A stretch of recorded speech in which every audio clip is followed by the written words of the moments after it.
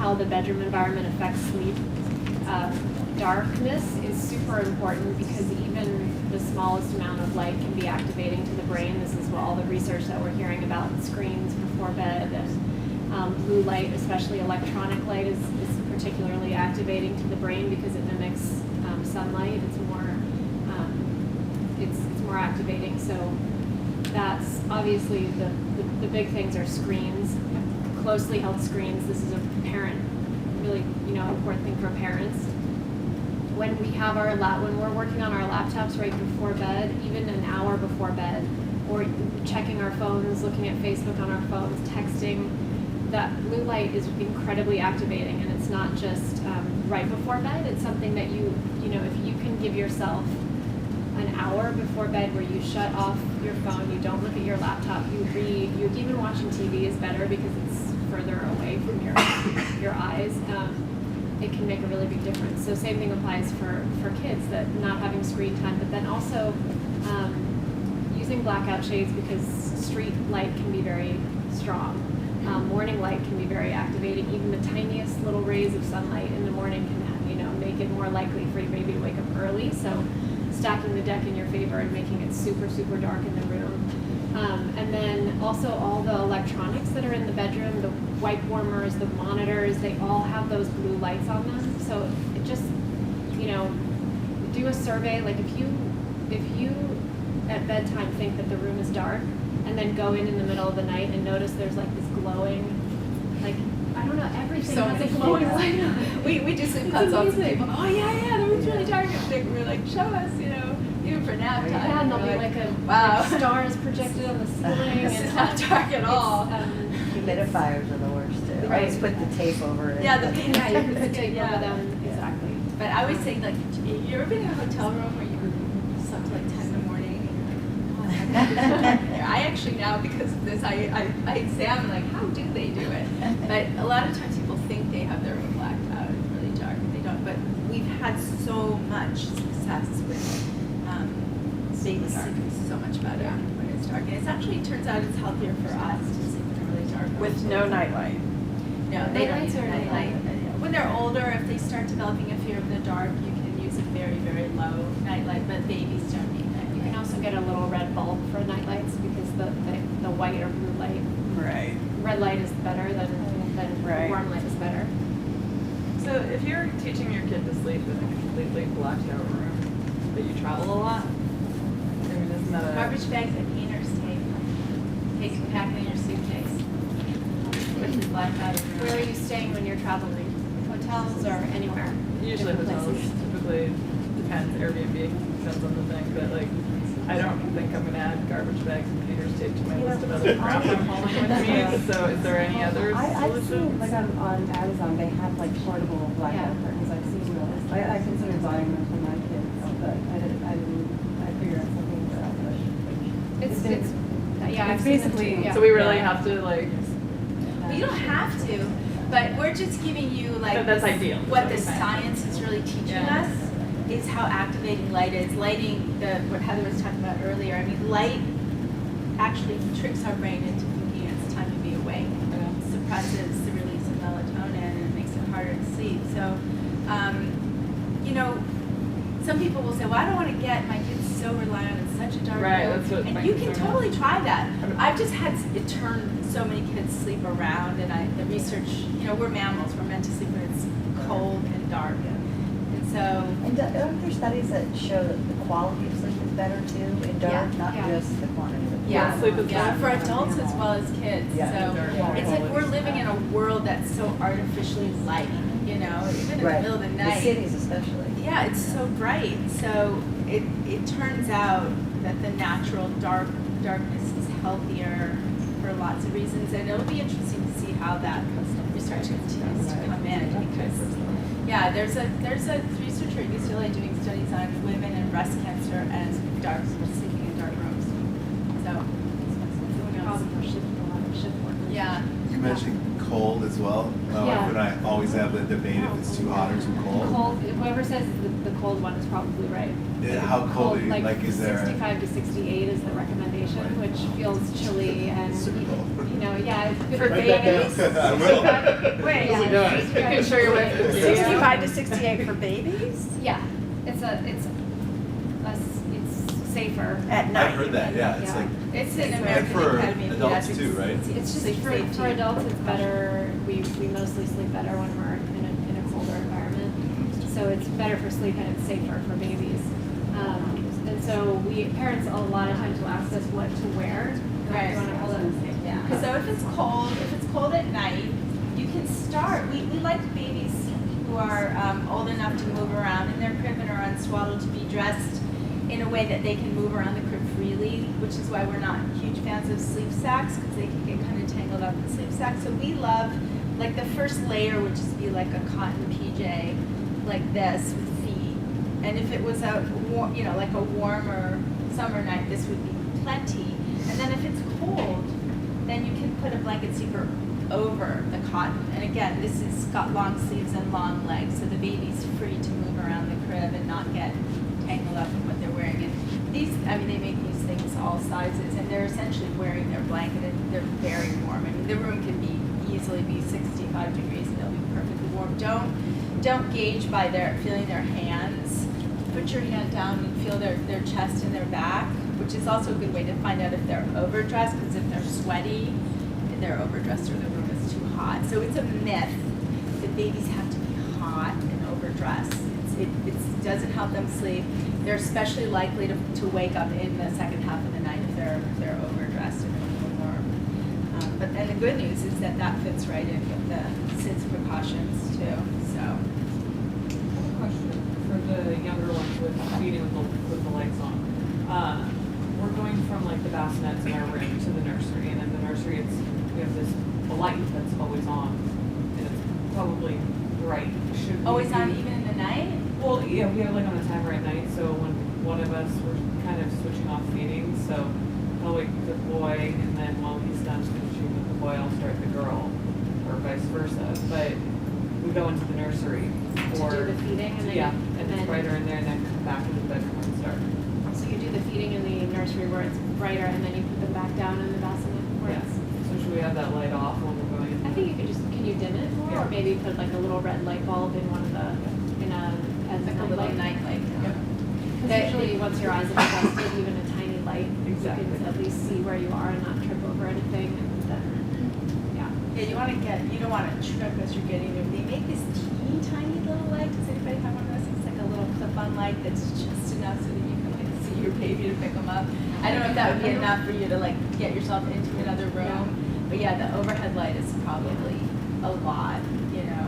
Because at that age, it's so much about helping them distinguish night and day, so I would definitely do all you can to keep super dark at night, yeah. Where do you guys stand on the Merlin sleep suits?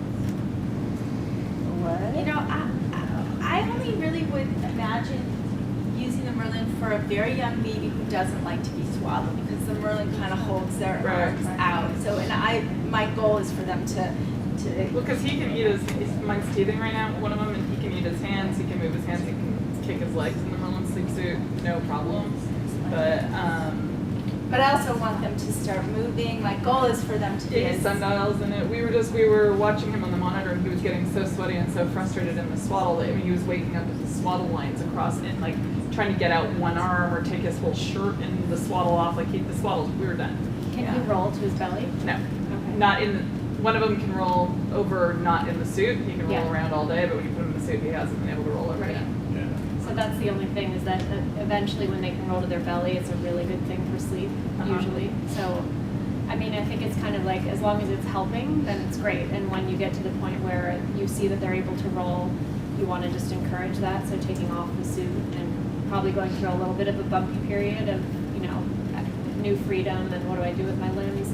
But then the goal is really, most babies will end up turning to their bellies to sleep and feel more contained, and so that's the end goal. So when we're done with the sleep suits, which I have been told like, when they roll over, but what happens next? Because you guys are saying no sleep sacks, right? Like, do they There's just just PJs. that? Yeah. Oh, okay. Yeah, so the goal is for them to be free to find their own comfortable position. And like Heather was saying, you know, when babies become free either by being unswaddled or taken out of something like the Merlin suit, at first they can seem like they don't like it, or even when they roll to their tummy, they often seem initially like they don't like it, but it's really unfamiliarity to keep down on their back for all these months. So helping them weather that unfamiliarity rather than trying to keep them on their back, which once they can roll, they can sleep however they want. That's good news. It's a transition, and it can be bumpy, but it's good ultimately down the road, like 3-4 days. Good news. That tummy position is much more zippity zip. Pardon? The zippity zip. It's like, it's not Merlin sort of, but it's supposed to be able to like roll with it. Like so when we start rolling, so I was looking, maybe getting that, it's too big for the belt from swaddling, breaks out of all the blankets. You know, so I was just, you guys don't like any type of like swaddling. I mean, the zippity zip is supposed to be made for them to be able to roll and with themselves and feel stuck in their I would still go, once you're at the point where they're rolling, I would still just go to Yeah. PJs. Yeah. Yeah, because I put mine on the sleep slack the other day, and just to see what he was doing, he totally rolled over and it was kind of twisted around his Yeah. feet because it's too long for him yet. Yeah. I mean, he's 4.5 months, but he rolls. Yeah.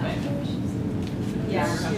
Okay, so maybe I'll just. What about bumpers too, like once you get to that? Bumpers are, it's better to get rid of them and just allow them to move around in the crib and, Put their hands to like that's fine. yeah, I mean, you can get the breathable ones so they Breathable can't, but ones, mostly babies learn that's not a good idea after a couple times of experimenting with like getting a leg out.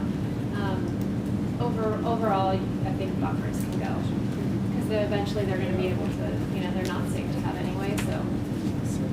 So I just wanted to clarify really quick.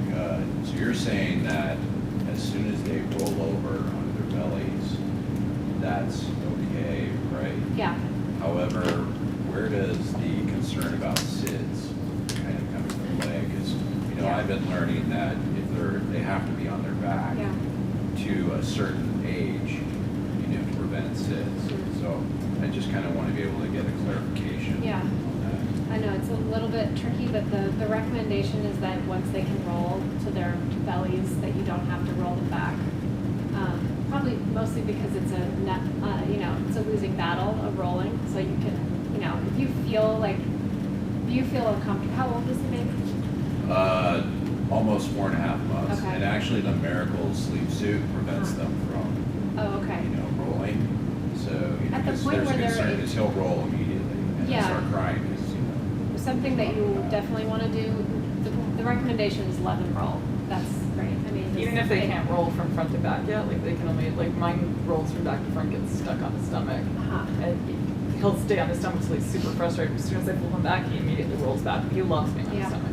So this is a this is a Yeah, bumpy it's a like big transition, transitional right? time. So definitely do a lot of tummy time during the day, I have no because the more choice, they that's the only can, thing I'll do. the more they can get comfortable and get strong, the better. I see. But it has to be yeah, a solid roll, right, obviously.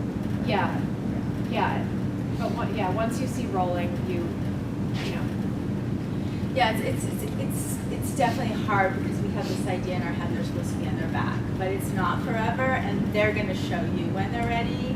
We have a lot more babies these days that can roll from back to tummy. That was never the first way babies could roll, but it's because they spend so much time on their back. So, yeah, tons of tummy time, and it's really only a matter of time before they can roll both ways.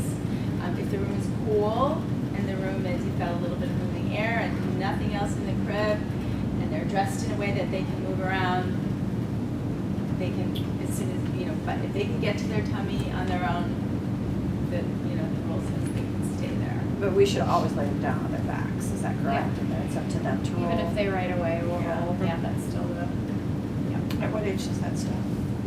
is what's tough. Like, I still put my kids down on their back, and they're 16 months old. And Oh. then they roll over, which is fine, but I don't know. Yeah, you don't have to, but yeah. I was going to mention timing of naps. We have a big age range here, but maybe it's helpful to kind of go through the trajectory of how naps develop over time. So babies until about the age of 5 or 6 months, you can go by what we call the span of awake time. to determine their naps, you don't need to really follow a time of day nap schedule. Naps are determined by something called the sleep drive. It's just a biological like pressure to sleep the longer you're awake. It's, you know, adults can stay awake, most of us, if we've had a good night's sleep, the whole day before the sleep drive builds up enough to where we fall asleep at night. You know, 3-year-olds need about 4 or 5 hours until it builds up. And so if you think about that all the way back to newborns, around 2 or 3 months, they can be awake for about 90 minutes before they optimally will nap. So if you have a baby in that range, you want to look at the time they wake up in the morning and go 90 minutes. And then even if they fall asleep for 20 minutes or 10 minutes or 2 hours, whatever amount of time they've slept for their nap, you look at the clock when they wake up, try to just check the time, you know, take note of it. 90 minutes later is when they're going to be ready to nap. So they can nap, you know, in a very irregular pattern up until, you know, 6 months or so. They may have 3 naps, they may have 4 naps. You really want to go by that 90-minute rule for that age group. And then at, you know, 6 months, they're looking at probably 3 naps a day. 9 months is 2 naps a day. As they get older, basically their ability to stay awake longer and their sleep drive builds less quickly. So that is why there are naps. That's why they take fewer naps and they can be awake for longer. And then usually around 15 to 18 months is when they go to 1 nap. And then I had a question about, does anyone have a question about drop-in naps, like at the tail end? When do you stop napping completely? I think it's a really interesting puzzle. There's a couple of things to keep in mind because not every scenario is the same. Let's say you have a 3-year-old who is napping for 2 hours and then can't fall asleep at night until 9 p.m. Most likely that, and you have a family schedule that can accommodate a super early bedtime, that child is probably better off not napping and going to bed at 7 or 6:45 and sleeping that whole 12 hours at night, rather than, because what ends up happening is the nap starts drifting later and later, and it goes so late, and or just the sleep drive doesn't have enough time after the child wakes up to build up to then let them fall asleep at night. So you know it's not, there's no one right answer for when to stop napping, but it's usually between 3 and 5 at the later end of things. But when you start to see that your child's having a hard time falling asleep, it's better to err on the side of protecting nighttime sleep and allowing them to get a 12-hour night than to have them, bless you, nap and then only get a 10-hour night or a 9.5-hour night because they're having a hard time falling asleep. Well, ours are 3 years old, and I tried to drop the nap because exactly that's what happened. But now they don't nap and they still go to bed at 9 or 10. Okay. So what do I do? That's my question. And they're crazy, of course, because they're not sleeping enough. So when we go through our techniques, we'll do something that I think will be helpful because it will be a good bedtime technique for that age group. Other napping questions? How do you know at that tail end without letting it interfere with the nighttime sleeping? How do you know that it really is the end? Probably when they either stop falling asleep, like you put them in bed at 1, because even though you could probably put a child in bed at like 2:30 and they might fall asleep, that's too late. So if you put them in bed at 1 and they don't fall asleep for like a week straight or 2 weeks straight and they're just kind of talking and or then they fall asleep but then they can't fall asleep at bedtime. See, my girls do naps from about 2:30 to 4:30, sometimes 5, and we always put them down at 7:30. And they're fine. Sleep. And they're fine. So as long as you're still having As no long problems as at it's night. working, Yeah. that's Yeah. great. But bedtime generally is really the one. key. The early and consistent bedtime is Yeah, like that's the component. So We've Yeah. done that since they were. Yeah, they're Change still- bedtime. I have one that just now needs to nap, and one that can take early bed and he talks through the whole Yeah. day. yeah. It's not really into nap, but I don't know what it is.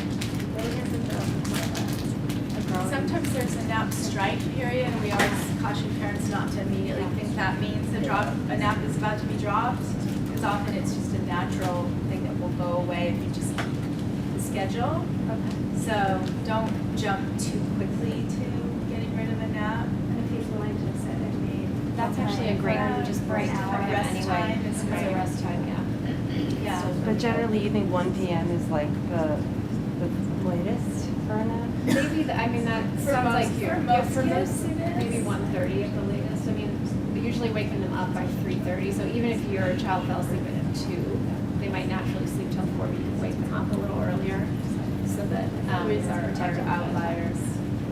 Special. So babies 12 to 15 months, should there be a set nap time, or should it be basically depending on when they wake up, then 3 hours from then, or 2.5 hours from that time, or should there be set nap time? How old did you say? It's like 14 months now. 14 months, so how many naps? 2? Yeah. So I mean, if you're staying to the same nighttime schedule in that they go to bed around, the same time every night, wake up around the same time every morning, is that the case? Mostly. I think it's a good idea to keep to a time of day nap, just like that bedtime, the internal clock is expecting a nap at a certain time. So the more you can harness the power of the internal clock and keep to an exact time of day, the better. It's like if you eat lunch at noon every day, your body is going to produce the hormones and the chemicals that get you hungry at that time. The sleep is the same way. So your body's going to prepare you to fall asleep at the same time every day if you are super consistent about the time of day. Yeah, time of day naps can emerge as early as like 6-7 months, especially for babies who are falling asleep independently. And that, what Heather was describing earlier, the around 90 minutes of a wingspan is really useful for younger babies. We find often parents are not putting their babies down often enough, and it also gives you, we don't like you to worry about how long your naps are. Short naps are normal. Don't worry about it. Just go, okay, in 75 minutes, I'll start a 15-minute routine and put them their next nap. Their naps will lengthen out over time. So mine are 4.5 months. We've been doing 90-minute, no problem. They sleep their 12 hours, they go to sleep. It's been great. Awesome. Last week, one of them's decided that his third nap of the day, he goes down no problem, but after 45 minutes, he's up, chatty, doesn't cry. He's like hanging out in his crib for the other 45 while the other one sleeps. But then the cat nap that we were doing at 5:15, between 5:15 and 6, if he misses that and doesn't go to sleep, it's a complete disaster at bed. The couple, just in the last week. And so I don't know if it's time to be. That's the 4th nap you're talking about, the cat nap? It's the cat nap, yeah. It's the 4th nap? Yeah. So they're probably getting close to 3 naps. But again, it depends on the length of the nap. So it might be 3 naps. They used to be 3 90-minute naps, and then the cat nap was somewhere between 5 and 6 on a walk, and it was like half an hour. Yeah. Yeah. That all sounds normal. Everything's going to fluctuate and change. So I shouldn't be looking at dropping a nap now, or Well, I think close I feel like he's doing it himself. Close to 4.5, 5 months. Like I said, depending on how long those first 2 naps are. They're solid 90s. Yeah. Then pretty much. having that 3rd nap be a shorter nap is completely normal. Yeah, completely normal.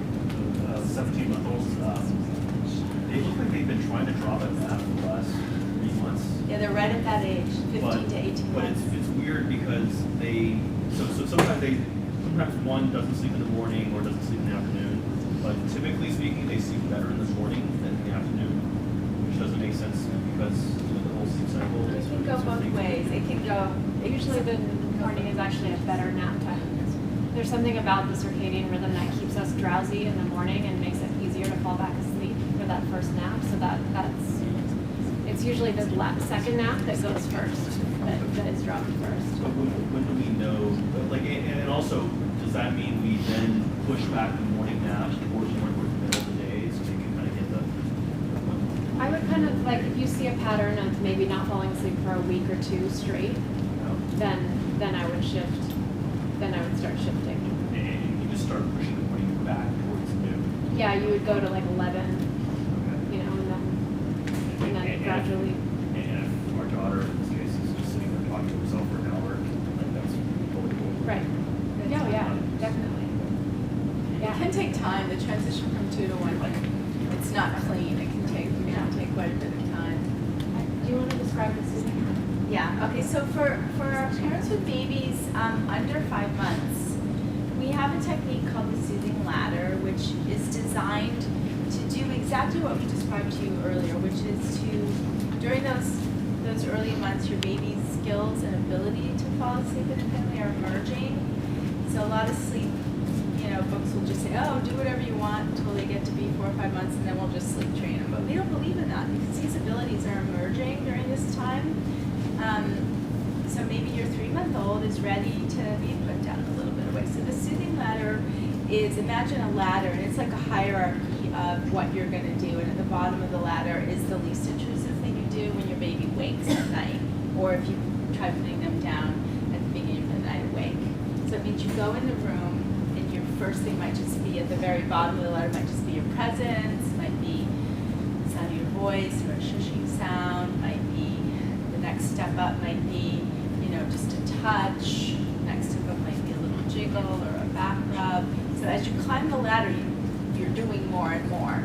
And what parents find is that they might get all the way to the top of the ladder for 2 weeks straight. The top of the ladder is whatever you're doing to get your baby to sleep. So for most people, the top of the ladder is picking them up and feeding them, or bouncing them, or doing whatever it is you're doing.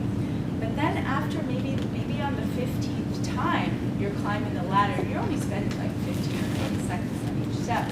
But you might only get up to like the 5th step, and your baby's settling back down and going back to sleep. Now you've actually discovered that they don't need as much help from you as you thought they did.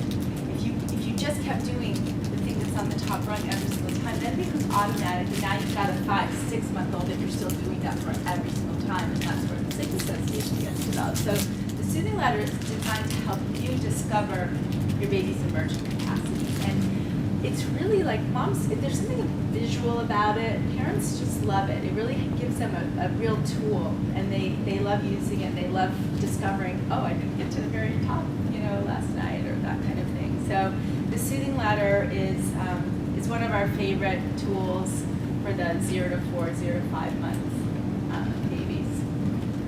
Anything else about that?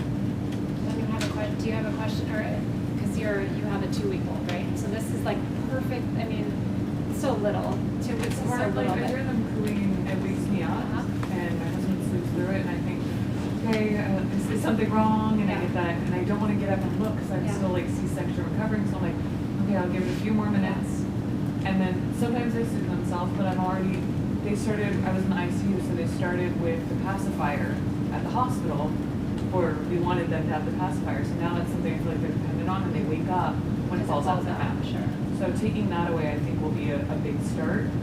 But I'll speak to them from the bed, and I feel like they're still at that phase where it's like, I feel like nothing works other than picking them up and bringing them into bed. They don't wake each other up, fortunately. But in my head, that's what I feel like is all that works. So I need to go back to. But you said sometimes they settle back in. Yeah. So that's when they're due, because their sleep cycles are set every 60 minutes. So if they ever sleep past 60 minutes, and you hear them, they're doing it. They're actually going back to sleep. They're coming into a light sleep. It's like after you feed though, we'll put them down, and then 15 minutes later, it's like, oh my god. But listen, It's the twin pack and play. Oh, but what I mean is if you ever elevated one in. That makes such a difference for us when we did that. Our twins instantly slept better. You burp them well? Yeah, well, I tried it. That can be a big thing. Yeah, we just elevated the edge of the bed where their head is, and So the head is a little bit higher than the feet. and instantly, overnight. I mean, You have really good instincts by listening to them closely and not jumping up, because that's really key, is that they're noisy. Babies are noisy.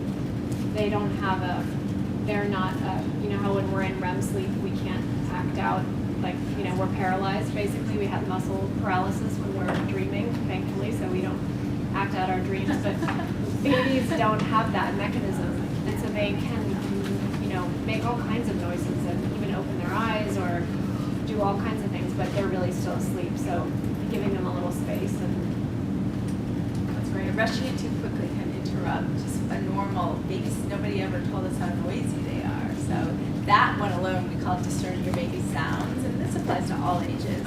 If they're talking or taking a long time to fall asleep, but they're not crying, let them be. Babies are going to make a lot of loud sounds.